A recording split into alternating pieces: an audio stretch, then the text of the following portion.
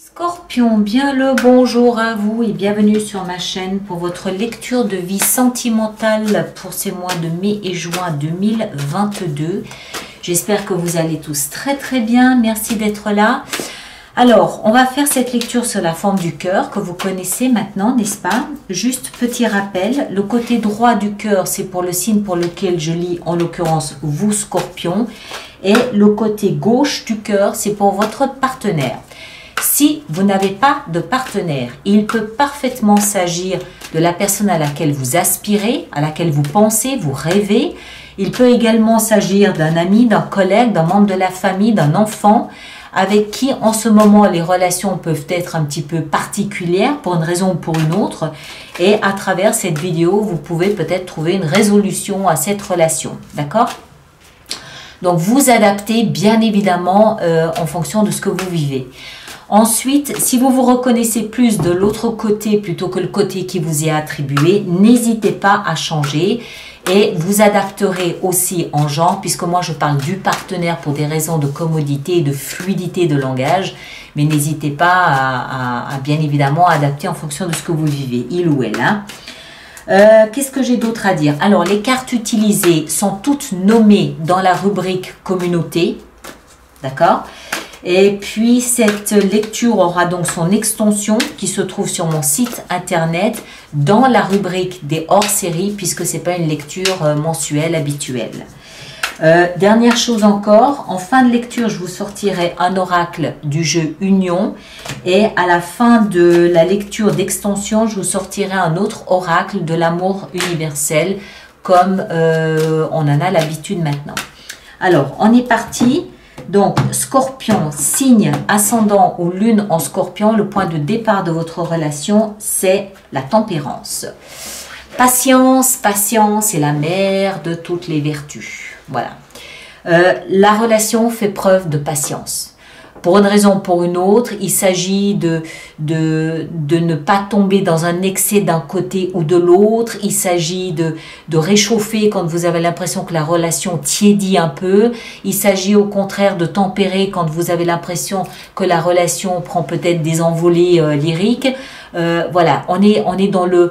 Pas forcément dans le contrôle, on est dans la recherche d'équilibre et d'harmonie. Et également par là-dedans de patience, beaucoup de patience, le temps que la relation trouve un rythme qui lui est propre et un rythme qui convienne à tous les deux. Votre état d'esprit à vous est à la 9 de coupe et à la 6 de denier. Waouh! Alors, vous êtes dans un état d'esprit absolument royal.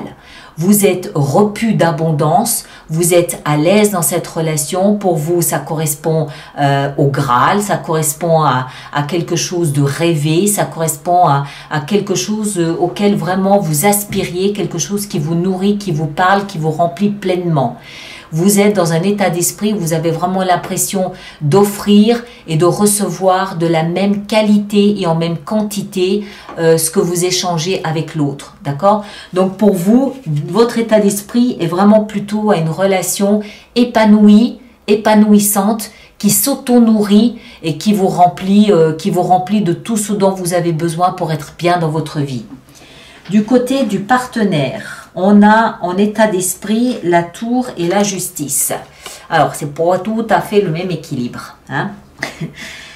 Alors, le partenaire peut être perturbé en ce moment, peut-être par une histoire de tribunal, par un divorce qu'il doit assumer, qu'il doit digérer, qu'il doit passer à travers, c'est possible. Du coup, il est peut-être un petit peu perturbé, il est peut-être un petit peu... en mode retrait, en mode comment est-ce qu'il faut dire ça? Vulnérable, en mode surprenant, d'accord? Un petit peu trop catégorique, peut-être aussi, on peut dire ça comme ça. Sinon, c'est peut-être quelqu'un qui est ici dans un état d'esprit à vouloir apporter une forme d'équilibre à sa vie. Sa vie semble ne pas être trop équilibrée. Avec la tour, il y a quelque chose de désordonné. Moi, je crois que c'est lié à la justice, d'une manière ou d'une autre.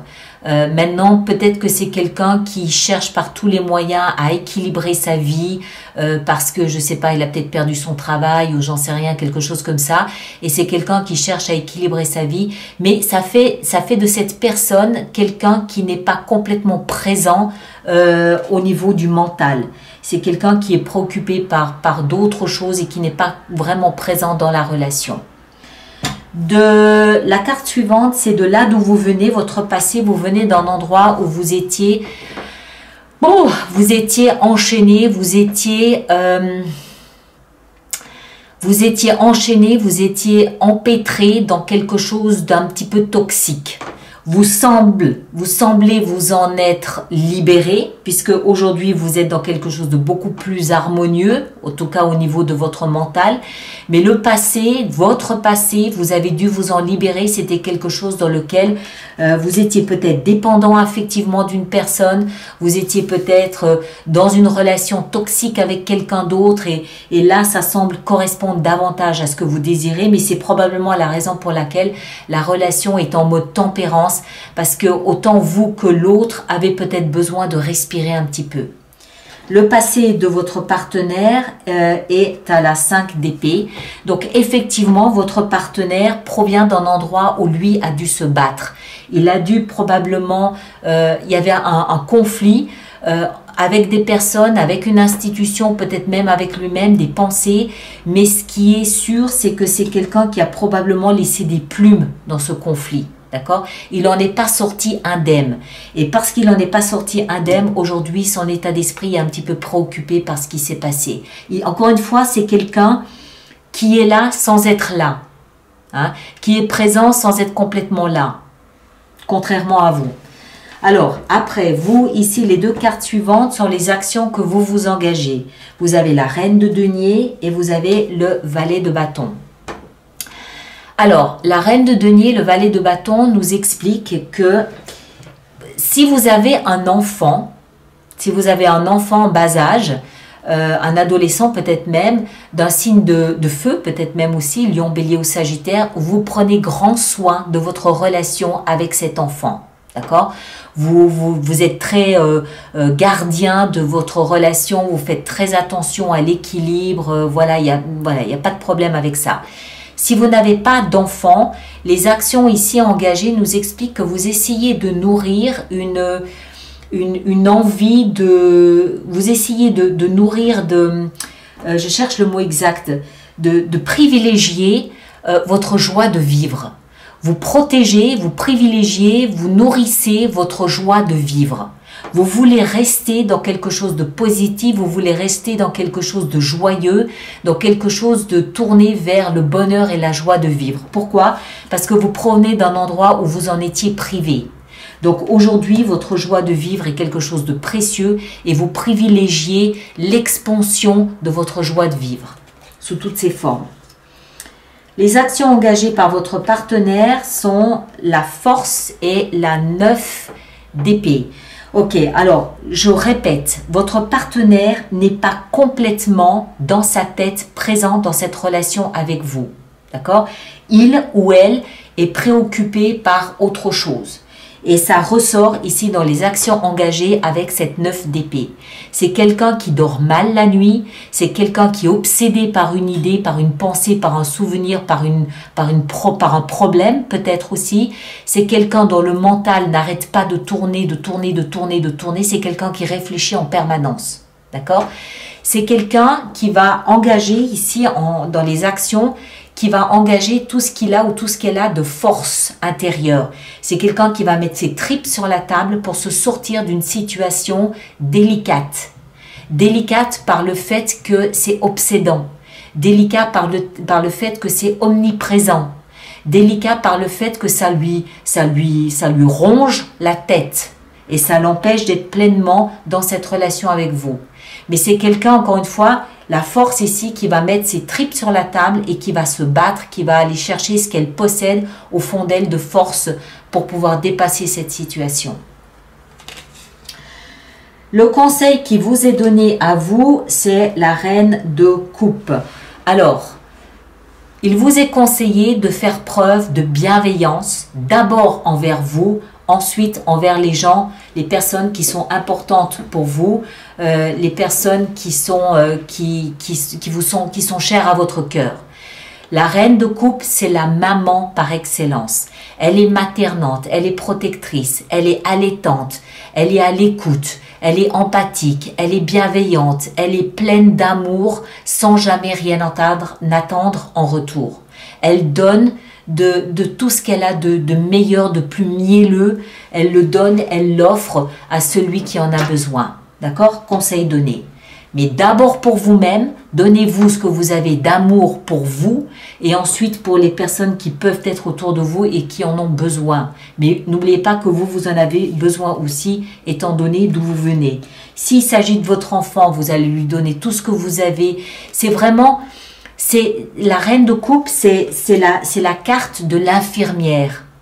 Homme ou femme, c'est la carte de l'infirmière. Elle a fait vœu, elle a fait vocation. Sa vocation, c'est de prendre soin du plus vulnérable. Et c'est le conseil qui vous est donné. Mais vous aussi, en ce moment, vous pouvez être vulnérable. Donc, offrez-vous ce que vous avez d'amour et de protection et après aux autres aussi. Conseil donné aux partenaires, le valet d'épée. Alors, pour se sortir de sa situation, le partenaire doit se renseigner, doit faire des démarches sur Internet, doit peut-être même aussi se former. C'est quelqu'un qui doit communiquer, c'est quelqu'un qui doit aussi être peut-être être capable de communiquer de manière tranchante. Imaginons que ce qui l'ennuie ici soit un ex ou une ex. Il est question, ici le conseil donné, c'est peut-être d'être capable à un moment donné de trancher et d'avoir des communications et des conversations qui remettent les choses et les gens à leur place au moment où il le faut. D'accord? Donc être tranchant, être coupant ou alors éventuellement faire des démarches pour se sortir de là où il est et entrer dans une vraie relation avec vous. L'issue vraisemblable de la relation à ce stade, c'est l'étoile. L'espoir. Pour l'instant, la relation repose sur l'espoir d'un meilleur. Pour l'instant, la relation repose sur une étoile qui est là dehors, devant nous, qui nous guide, qui nous montre le chemin avec beaucoup de grâce, beaucoup d'élégance. Il y a cet espoir, comme lorsqu'on est malade, l'espoir d'un jour sortir de la maladie. La relation porte en elle l'espoir d'un jour sortir de ce tumulte dans lequel elle se trouve aujourd'hui. Et donc elle regarde devant, elle regarde là où l'étoile brille pour pouvoir suivre ce chemin et toujours être dans le sillage de cette étoile qui brille et qui nous parle d'espoir. D'accord? Alors, un oracle pour vous, mes amis scorpions, un oracle. Pas celle-là, on va prendre, allez, celle-ci, c'est, oh punaise, elle est sortie je ne sais pas combien de fois cette carte. Alors, juste avant, l'auteur de ce jeu de cartes qui s'appelle Union nous explique que en regardant cette carte, vous devez vous laisser inspirer par la couleur qu'elle porte, par le titre qu'elle porte et par les 3 mots-clés qui figurent sur cette carte. D'accord? Donc, laissez monter ce qui vient ici à votre rencontre en découvrant cette carte. Alors, on a la couleur vert, on a le titre simplicité et les 3 mots-clés sont nature, existence et jouissance. D'accord? Nature, existence et jouissance. Qu'est-ce que ça induit pour vous, mes chers? Alors, extension. Tadam! Alors, on va voir ici, on met un peu de place. Alors, on va voir ici comment on peut vous apporter d'autres éclaircissements dans cette lecture. Alors, le premier élément ici avec la tempérance, qu'est-ce que c'est? Ah ben, voilà. Elle veut sortir, on va l'honorer. On a la 4 de denier. Tempérance, 4 de denier. Je crois qu'elles sont à l'envers, ouais. 4 de denier, ok.